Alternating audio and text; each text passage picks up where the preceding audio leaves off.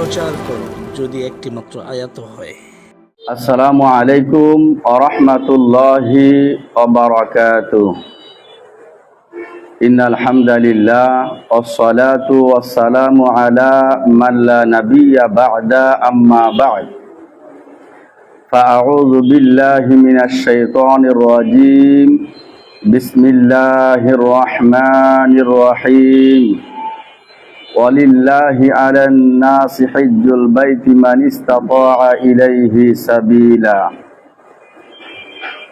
আলহামদুলিল্লাহ, সুপ্রিয় দর্শক মণ্ডলী, দেশ ও দেশের বাহির থেকে দূরের ও কাছের যারা আজকে আমাদের জমিয়ত শুব্বান আহলে হাদিস বাংলাদেশ এর সাপ্তাহিক ফেসবুক লাইভ প্রোগ্রামে অংশগ্রহণ করেছেন, আপনাদের সকলকে জানাই আন্তরিক মোবারকবাদ ও অভিনন্দন। সুপ্রিয় দর্শক মণ্ডলী, আজকের এই প্রোগ্রামে আমি আপনাদের সম্মুখে অত্যন্ত গুরুত্বপূর্ণ তথ্যবহল দলিল ভিত্তিক সময় উপযোগী একটি বিষয় নিয়ে আলোচনা করার চেষ্টা করব ইনশাআল্লাহুল আযীম। তা হচ্ছে হজ্জের গুরুত্ব, তাৎপর্য ও ফজিলত। উক্ত বিষয়ের উপরে কোরআন ও সহিহ হাদিস থেকে সংক্ষিপ্তভাবে আলোচনা করার চেষ্টা করব ইনশাআল্লাহুল আযীম। স্তম্ভের ভিতরে অন্যতম একটি স্তম্ভ হচ্ছে ওয়াল হজ, হজ আদায় করা, হজ করা। আমাদের ইবাদত রয়েছে শারীরিক, কিছু ইবাদত রয়েছে অর্থনৈতিক। তো অর্থনৈতিক যত ইবাদত রয়েছে তার মধ্যে অন্যতম একটি ইবাদত হচ্ছে হজ করা। যেমন হজ করা অর্থনৈতিক ইবাদত, কুরবানি করা অর্থনৈতিক ইবাদত, যাকাত দেওয়া, দান করা ইত্যাদি, এগুলো হচ্ছে অর্থনৈতিক ইবাদত। তো অর্থনৈতিক ইবাদতের মধ্যে অন্যতম ইবাদত হচ্ছে যাদের সামর্থ্য রয়েছে তারা বাইতুল্লাহ যাবে, আল্লাহর জন্য হজ করবে। হজ যে ফরজ, এ মর্মে আল্লাহ রাব্বুল আলামিন মহাগ্রন্থ আল কুরআনে বলেন, ওয়ালিল্লাহি আলান নাস হিজ্জুল বাইতি মান ইসতাতাআ ইলাইহি সাবিলা। যাদের বাইতুল্লাহ যাওয়ার সামর্থ্য রয়েছে মানুষদের মধ্য হতে, যাদের বাইতুল্লাহ যাওয়ার সামর্থ্য রয়েছে তারা একমাত্র শুধুমাত্র কেবলমাত্র আল্লাহ তাআলাকে সন্তুষ্টি করার জন্যই, আল্লাহর জন্যই তারা হজ করবে। তাদের উপর হজ ফরজ।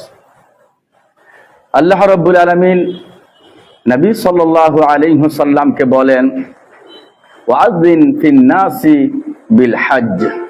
হে নবী, আপনি মানুষের মাঝে হজের ঘোষণা দিয়ে দিন। আল্লাহ রাব্বুল আলামিন আরো বলেন, ওয়াতিমুল হজ্জা ওয়াল উমরাতা লিল্লাহ। তোমরা আল্লাহ তাআলার জন্যই হজ এবং উমরা করো। মহাগ্রন্থ আল কোরআন থেকে আমরা স্পষ্ট বুঝতে পারলাম যে হজ কত গুরুত্বপূর্ণ একটি ইবাদত, যা সামর্থ্যবান ব্যক্তিদের উপরে আল্লাহ রাব্বুল আলামিন ফরজ করেছেন। একথা রাসূল সাল্লাল্লাহু আলাইহি ওয়াসাল্লামও ঘোষণা করেছেন। আবু হুরায়রা রাদিয়াল্লাহু আনহু থেকে বর্ণিত, তিনি বলেন, খতাবানা রাসূলুল্লাহ সাল্লাল্লাহু আলাইহি ওয়াসাল্লাম। আল্লাহ নবী সাল্লাল্লাহু আলাইহি ওয়াসাল্লাম আমাদের একদা ভাষণ দিলেন, বক্তব্য দিলেন, খুতবা দিলেন। ফাকালা, তাতে তিনি বললেন, ইয়া আইয়ুহান নাস ক্বাদ ফুরিদা আলাইকুমুল হজ ফাহুজ্জু। আল্লাহ নবী বলছেন, হে মানব মণ্ডলী, আল্লাহ রাব্বুল আলামিন তোমাদের উপর হজকে ফরজ করেছেন, তোমাদের উপর হজকে ফরজ করা হয়েছে, সুতরাং তোমরা হজ করো। বুখারী মুসলিমের উক্ত হাদিস থেকে আমরা স্পষ্ট বুঝতে পারি রাসূল সাল্লাল্লাহু আলাইহি ওয়াসাল্লাম আমাদের বুঝিয়ে দিলেন যে সামর্থ্যবান ব্যক্তিদের উপরে হজ আল্লাহ তাআলা ফরজ করেছেন।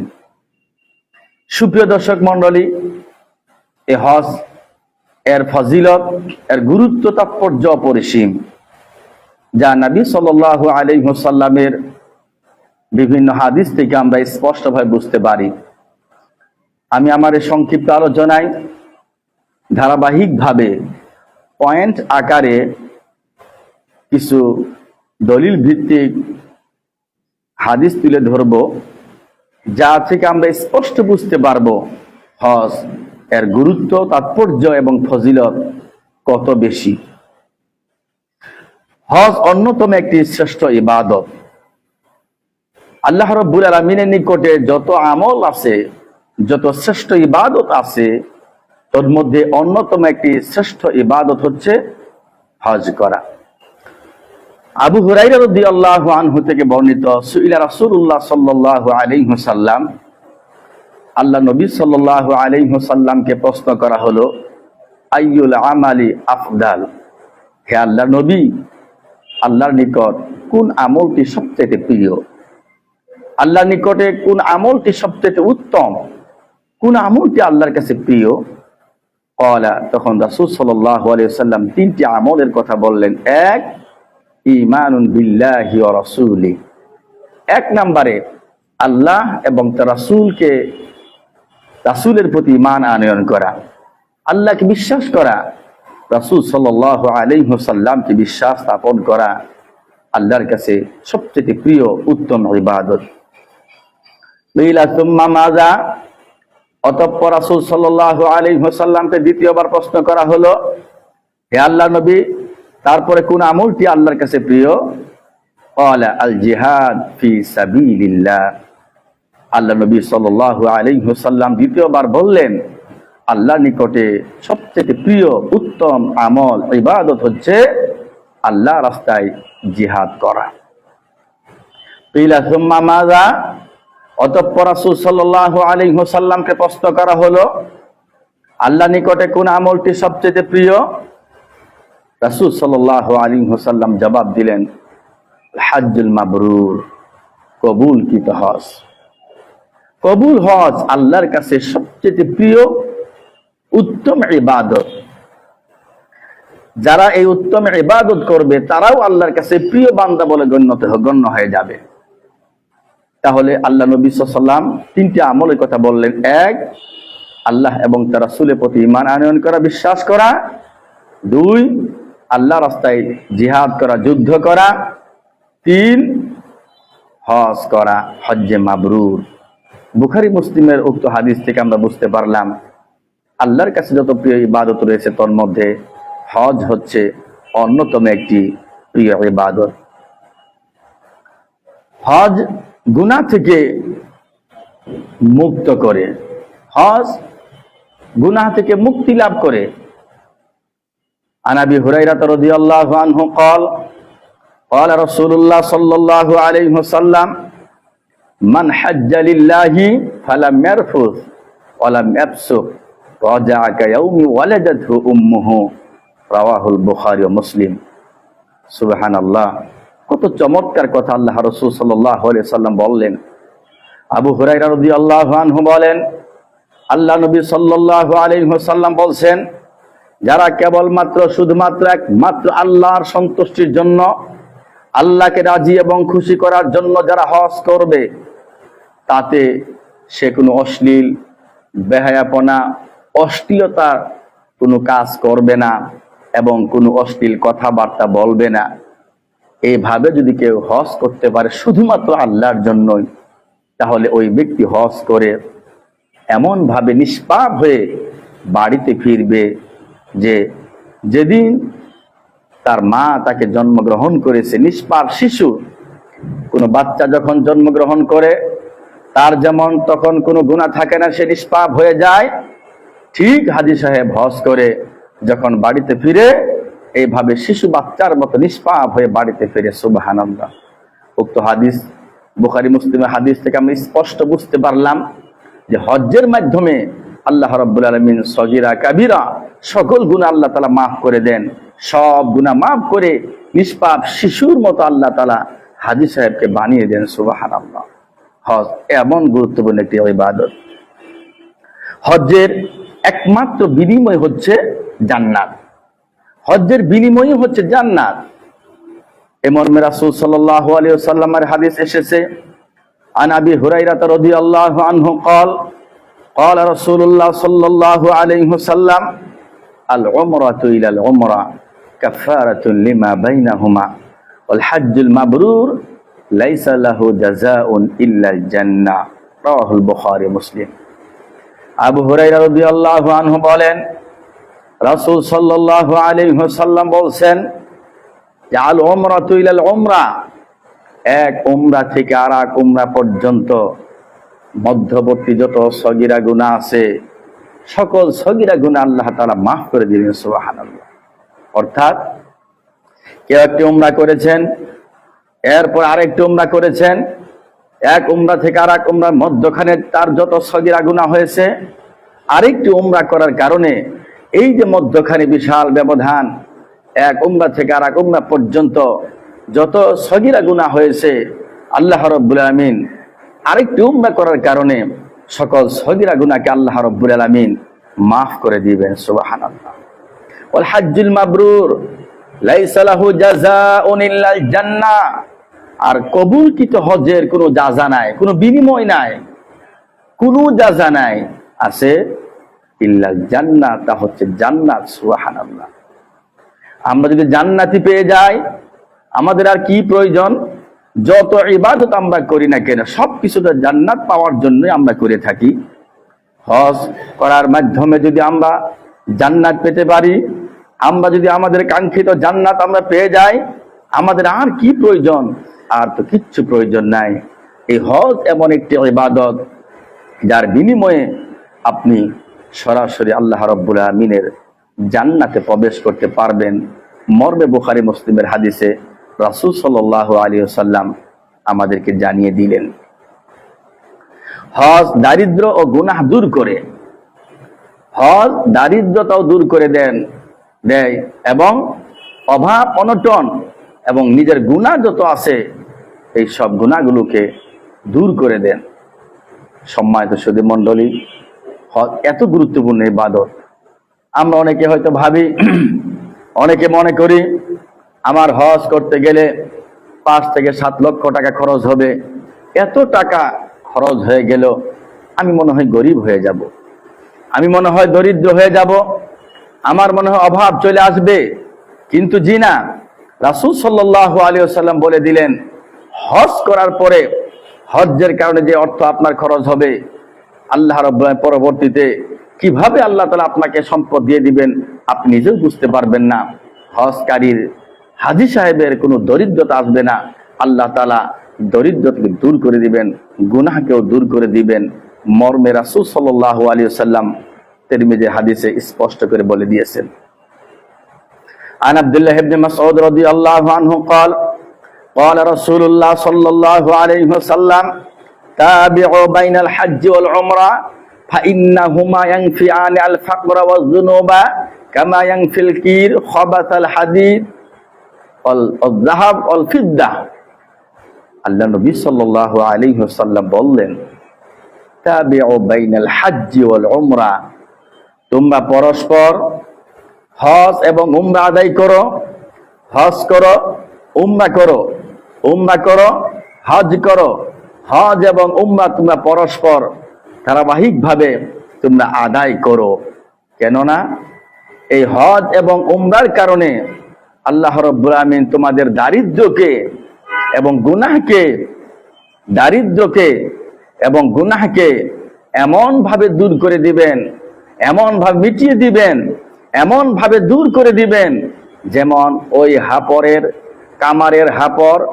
কামারের হাপড় যেমন লোহা, স্বর্ণ এবং রূপার ময়লাকে দূর করে দেয়, হাপড় যেমন ওই লোহার, স্বর্ণ, রূপার ময়লাগুলো দূর করে দেয়, পরিষ্কার করে দেয়, ঠিক তেমনি ভাবে হজ এবং উমরা আদায় করবে যারা, তাদের আল্লাহ দারিদ্রতা দূর করে দিবেন, তাদের গুনাহগুলো পরিষ্কার করে দিবেন, দূর করে দিয়ে আল্লাহ তাদেরকে পরিষ্কার মানুষ হিসেবে আল্লাহ বানিয়ে দিবেন, কবুল করবেন। শুধু তাই নয়, ওয়ালাইসা লিল হাজ্জাতিল মাবরুরা সাওয়াবুন ইল্লাল জান্নাহ, আর কবুল হজের কোনো নেকি নাই, কোনো সওয়াব নেই, তবে আছে কি? জান্নাত রয়েছে। সুবহানাল্লাহ। হজের নেকি হচ্ছে জান্নাত, হজের সওয়াবই হচ্ছে জান্নাত। হজ মানেই সরাসরি জান্নাত। সুপ্রিয় দর্শক মণ্ডলী, আমরা আমাদের জীবনে যত ইবাদত করি না কেন, আমরা আমাদের জীবনে যত ইবাদত করি, সকল ইবাদত করি কিসের জন্য? যেন আল্লাহ তাআলা আমাকে জান্নাত দান করেন।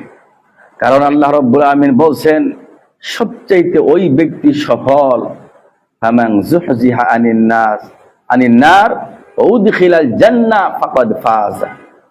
ফামান যুহজিহা আনিন নার ওয়া উদখিলাল জান্নাহ ফাকাদ ফাযা। যে ব্যক্তি জাহান্নাম থেকে মুক্ত হতে পারলো, জান্নাতি মানুষ হতে পারলো, সেই তো প্রকৃত সফল হয়ে গেল। আমরা আমাদের দুনিয়াতে যত ইবাদত করি, যত কাজ করি, যত কিছু করি না কেন, সব কিছুর জন্য আমরা সফলতা চাই, আমাদের জান্নাত।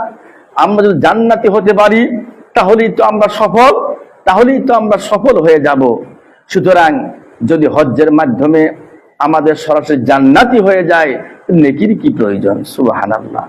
সুতরাং কবুল হজের নেকি হচ্ছে, কবুল হজ্জের প্রতিদান হচ্ছে, কবুল হজ্জের সওয়াবই হচ্ছে আল্লাহ রাব্বুল আমিন তাকে সরাসরি জান্নাত দান করবেন। সুবহানাল্লাহ। শুধু তাই নয়, যারা হজ করবেন তারা আল্লাহর কাছে এত প্রিয়, তারা সরাসরি আল্লাহ তাআলার মেহমান হয়ে যান। সুবহানাল্লাহ। আল্লাহ রাব্বুল আমিন তাদেরকে ডাকছেন হজ করার জন্য, আল্লাহ তাদেরকে ডেকে নিয়ে যাচ্ছেন হজ করার জন্য, বাইতুল্লাহ যাওয়ার জন্য। যারা হজ করতে যান, বাইতুল্লাহতে যান, বাইতুল্লাহ জিয়ারত করতে যান, আল্লাহ রাব্বুল আমিন তাদেরকে মেহমান বানিয়ে নেন। হাজী সাহেবরা আল্লাহর মেহমান হয়ে যান।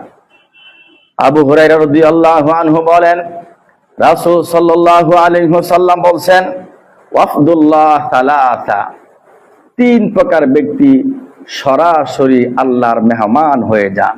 সুবহানাল্লাহ। তিন প্রকার ব্যক্তি সরাসরি আল্লাহর মেহমান হয়ে যান। এক, আল গাজী, যারা গাজী তারা সরাসরি আল্লাহর মেহমান। দুই, আল হাজ, যারা হজকারী, হাজী সাহেব সরাসরি আল্লাহর মেহমান হয়ে যান। ওয়াল মুতামিরু, তিন নম্বরে যারা উমরা পালনকারী।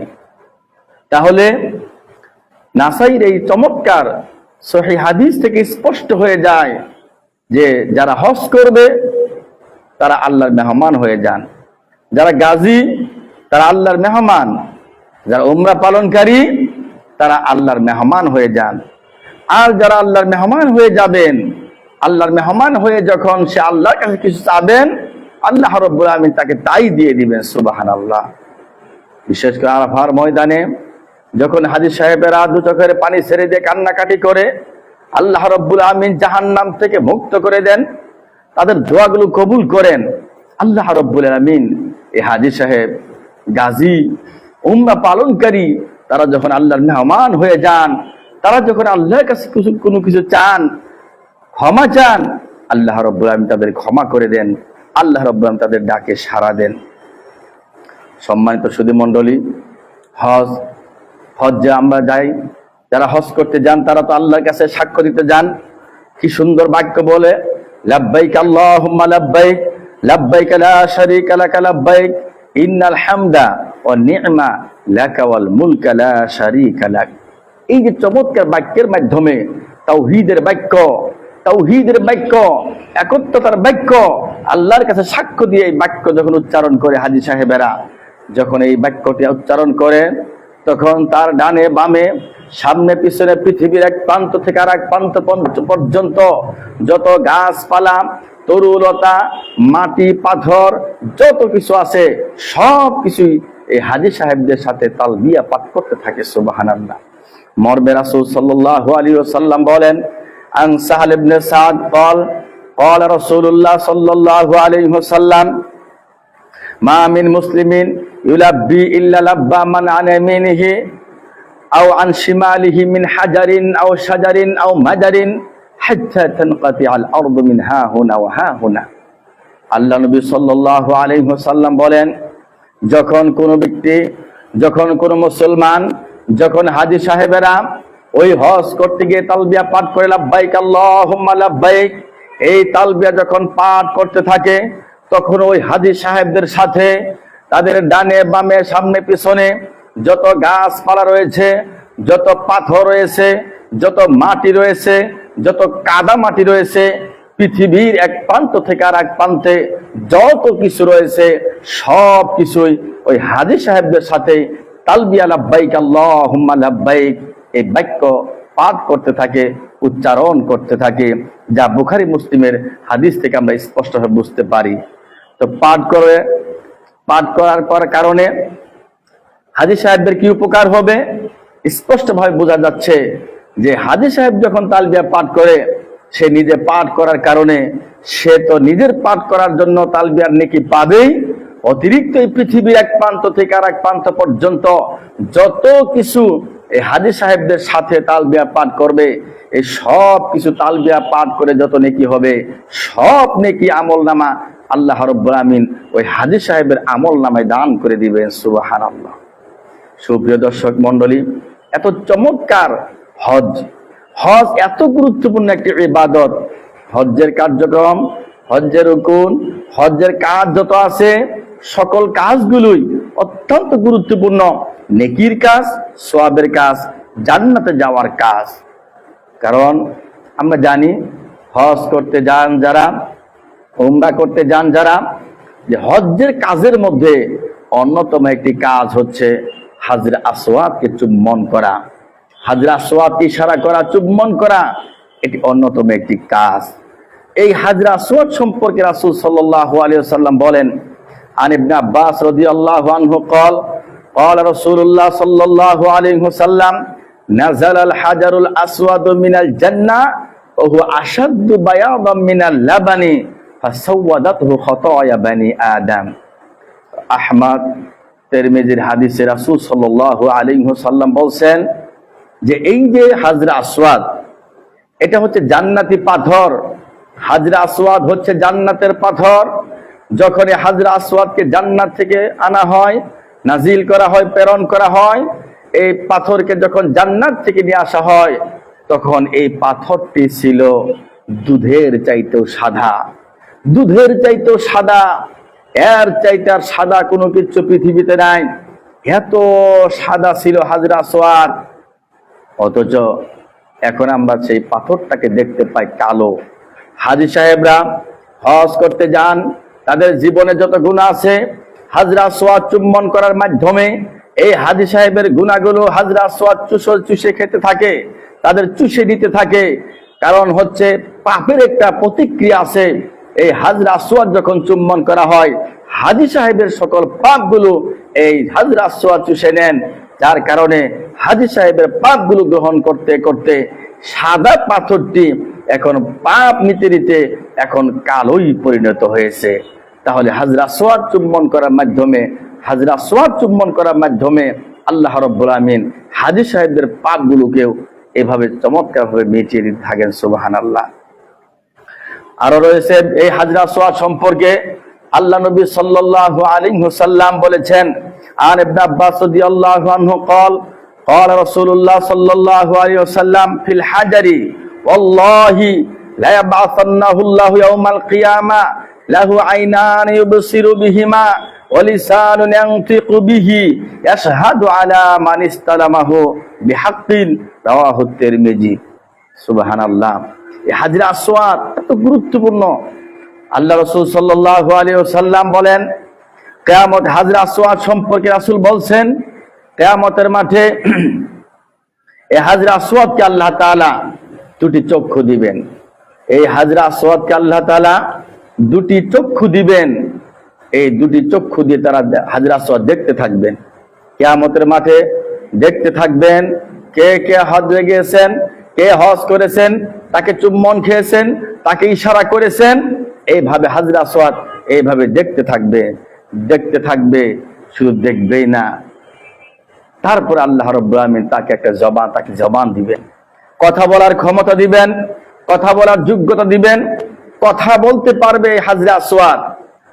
ইয়ানতিকু, সে কথা বলবে আর সাক্ষ্য দিবে আল্লাহর কাছে, আল্লাহ তোমার অমক অমক বান্দা বান্দি হজ করেছে, তোমার অমক অমক বান্দা বান্দি হজ করে আমাকে চুম্বন করেছে, আমাকে ইশারা করেছে। এইভাবে হাজরে আসওয়াদ আল্লাহ রাব্বুল আমিনের কাছে সুপারিশ করবেন। আল্লাহ রাব্বুল আমিন হাজরে আসওয়াদের এই সুপারিশ কবুল করে যারা হাজরে আসওয়াদকে চুম্বন করেছেন এবং ইশারা করেছেন, আল্লাহ রাব্বুল আমিন তাদেরকে জান্নাত দান করবেন। সুবহানাল্লাহ। সুপ্রিয় দর্শক মণ্ডলী, আমরা আজকের এই লাইভ প্রোগ্রামে হজ্জের গুরুত্ব, তাৎপর্য ও ফজিলত নিয়ে যে গুরুত্বপূর্ণ কথা কোরআন এবং সহিহ হাদিস থেকে আমরা শুনতে পারলাম, আল্লাহ রাব্বুল আমিনের কাছে আমরা দোয়া করি আল্লাহ রাব্বুল আমিন যেন আমাদেরকে এই হজ সম্পাদন করার তৌফিক দান করেন। আল্লাহুম্মা আমিন। সম্মানিত সুপ্রিয় দর্শক মণ্ডলী, আজকে আমরা যে বিষয়টি নিয়ে আলোকপাত করলাম সময় উপযোগী। আজকের এই জমিয়ত সুবহানে আহলে হাদিস বাংলাদেশ সাপ্তাহিক ফেসবুক লাইভ প্রোগ্রামে আপনারা উপস্থিত হয়ে জানতে পারলেন, আমরা বুঝতে পারলাম হজ অত্যন্ত গুরুত্বপূর্ণ একটি ইবাদত, যেটা অর্থনৈতিক ইবাদত এবং ইসলামের 5টি স্তম্ভের মধ্যে অন্যতম একটি স্তম্ভ হচ্ছে এই হজ সম্পাদন করা। সুতরাং যাদের উপরে হজ ফরজ হয়েছে, বাইতুল্লাহ যাওয়ার যাদের সামর্থ্য রয়েছে, যখনই ফরজ হবে আমরা দেরি না করি, যখনই ফরজ হবে তখনই যেন আমরা হজ সম্পাদন করে ফেলি। এখন আপনার হজ ফরজ হয়েছে, আপনি ভাবলেন যে এই বছর না পরের বছর, আরো কয়েক বছর বুড়া হই, মুরব্বী হই, এর উপরে যেন আমরা কোনোভাবে অপেক্ষা না করি। যার যখনই হজ ফরজ হবে আমরা যেন হজ করে ফেলি। আল্লাহর কাছে দোয়া করি, রব্বুল আলামিন যারা এই বছর হজ করতে গিয়েছেন, আল্লাহ যারা এই বছর হজ করতে গিয়েছেন, রব্বুল আমিন তাদের হজগুলোকে কবুল আর মঞ্জুর করে নাও। আল্লাহুম্মা আমিন। রব্বুল আমিন যারা হজ করতে গিয়েছেন তাদের যাওয়া আসার পথে তুমি নিরাপত্তা দান করে দাও। তাদের হজ করার জন্য যত শক্তি দরকার, যা কিছু দরকার, আল্লাহ তুমি ব্যবস্থা করে দাও, সুস্থ রাখো, হেফাজত করো। হজ্জের সকল কার্যক্রম সঠিকভাবে পালন করা তৌফিক দান করো। যেভাবে হজ করলে তুমি রাজি এবং খুশি হবে, সেভাবে হজ করা তৌফিক দান করো। আল্লাহুম্মা আমিন। রব্বুল আমিন যারা এখনো পর্যন্ত হজ যেতে পারছে না, সামর্থ্যবান হয়নি, আল্লাহ আমাদের প্রত্যেককে হজ্জে যাওয়ার জন্য তৌফিক দান করো, সামর্থ্যবান বানিয়ে দাও। আল্লাহ তুমি আমাদের প্রত্যেককে তোমার বাইতুল্লাহ জিয়ারত না করে, হজ না করে অন্ধকার কবরে ডাক দিও না। আল্লাহুম্মা আমিন। সুপ্রিয় দর্শক মণ্ডলী, আবারও জমিয়ত সুবহানে আহলে হাদিস বাংলাদেশ সাপ্তাহিক ফেসবুক লাইভের প্রোগ্রামের পক্ষ থেকে আপনাদের আন্তরিক অভিনন্দন ও মুবারকবাদ জানিয়ে, আপনাদের সকলের জন্য দোয়া করে, আমিও আপনাদের কাছ থেকে দোয়া চেয়ে আমি আমার সংক্ষিপ্ত বক্তব্য এখানে শেষ করছি। আসসালামু আলাইকুম ওয়া রাহমাতুল্লাহি ওয়া বারাকাতুহু।